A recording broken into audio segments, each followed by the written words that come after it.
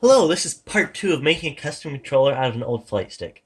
So in the last part, we looked at what the circuitry was inside, so we took it apart, took out all the old circuitry, soldered it in an Arduino, and we added this small thumbstick here so that we get an extra 2 axes of freedom and an extra button out of it.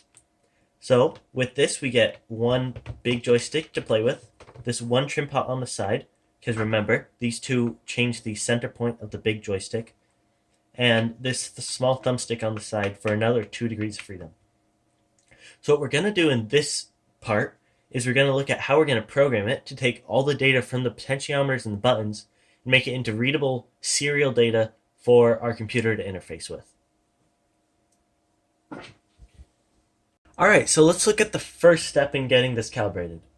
So basically what this code here does is it defines what port everything's plugged into. Then it sets the pin modes for the buttons. Then down here, it just prints out the raw readings from the buttons and the potentiometers. So that moving this around, it's just going to print out the raw readings. It's not going to map it or anything fancy. So if we look at it in the serial monitor, it basically just looks like a CSV file of the current positions. Now that's really unintelligible.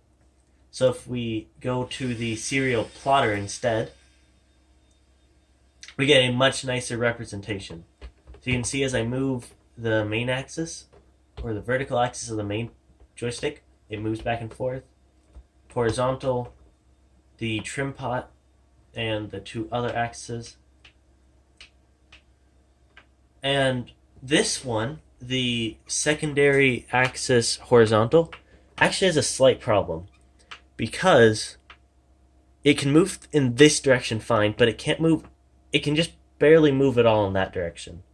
And this is because of a pretty big dead zone, so I can move it around a lot before it recognizes anything.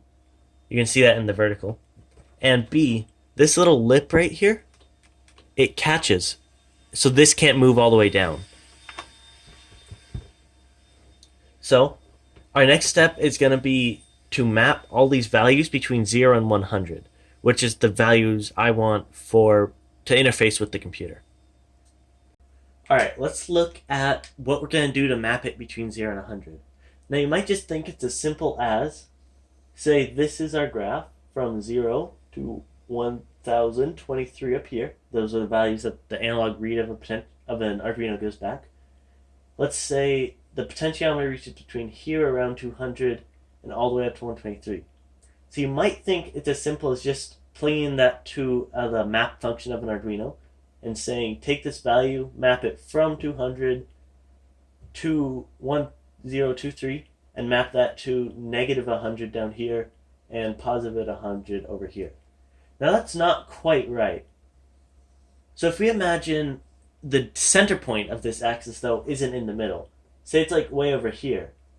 If we just did it like this, it would completely be oblivious, and the center point wouldn't actually land at 0. So what we actually want to do is, instead of having this line, we want to bring this to 0, and interpolate from here to here, and from here to here. So right here, it fixes that this axis isn't in the middle of this, that the center point isn't actually in the middle of the potentiometer values. Alright, so I have some code here to find the values that we need to map them to what we need.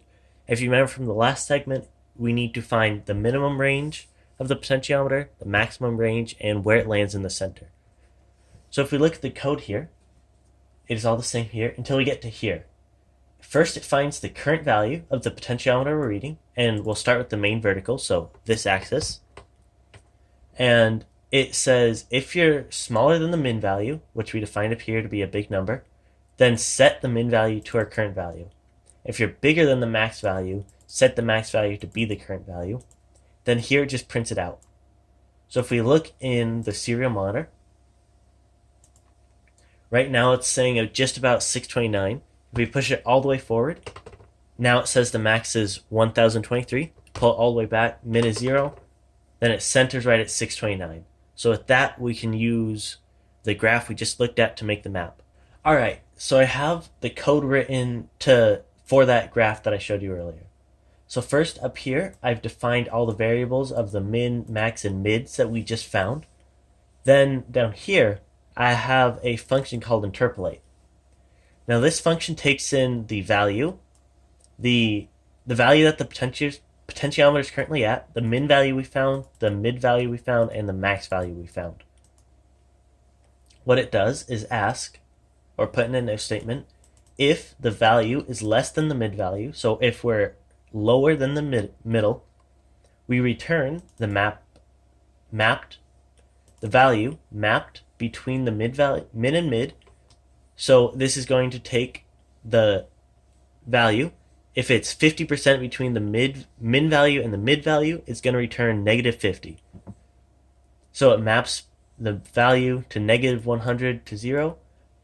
But if it is over the mid value, so it's higher than the mid value, so this axis would be pushed forward, it's going to map the value between 0 and 100. Now there's two exceptions to this. So this axis uses that interpolate function. This axis uses the interpolate function. This axis uses it, but this axis and the trim pot doesn't.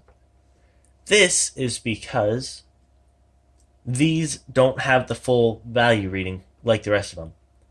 So the trim pot here, it just needs to be directly mapped from the min to the max between negative 100 and 100 because there's no such thing as a mid value for this trim pot.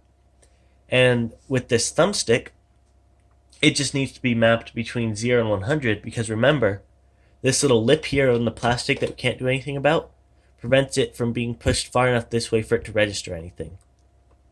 So with this interpolate value, it prints it out and maps everything between 0 and 100.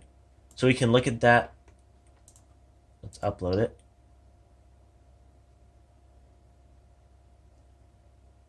Perfect. Now if we look at that in the plotter, the serial plotter, so this makes a nice graph, you can see that green line there is the trim pot. So if I move it, it goes between negative 100 and 0. And then we have the horizontal movement of the main axis. It's mapped to that red line. Vertical axis is mapped to that blue line. Then we have this axis. We can move it back and forth. I don't quite think I got the mapping because you can see it doesn't reach the negative 100 like everything else.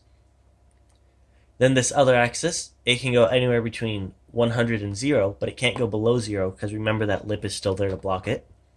Then all the buttons, if I press down on the joystick here, because that has a button built in, you can see it creates that black line. If I press on the trigger on the back here, we get that nice blue line, and on top there's that solid black line. And of course, because everything works on its own, they can all be used at once to be moved around and create this nice rainbow on the screen. Alright, so we have all the axes on the joystick nicely mapped out and all the buttons nicely displayed, which means we have successfully calibrated this joystick. So I'm going to end that video here. We have successfully calibrated the joystick, put our Arduino in, soldered it all together, and made it talk to the computer real nicely. In the future, what we'll have to do is connect it to the animation program, but that's a whole nother video. But for right now, I'm very satisfied with how nicely this came out and how all the axes work nicely. The only thing I'm a little bit disappointed about is this axis here and how that lip hits it. But I think this overall came out to be a very good project. I'm very satisfied with it. And we'll use it in tons of videos in the future. So make sure to subscribe to see where this gets used in the future. Make sure to hit the little bell icon so you can see so you're notified when the videos come out. So see you next time.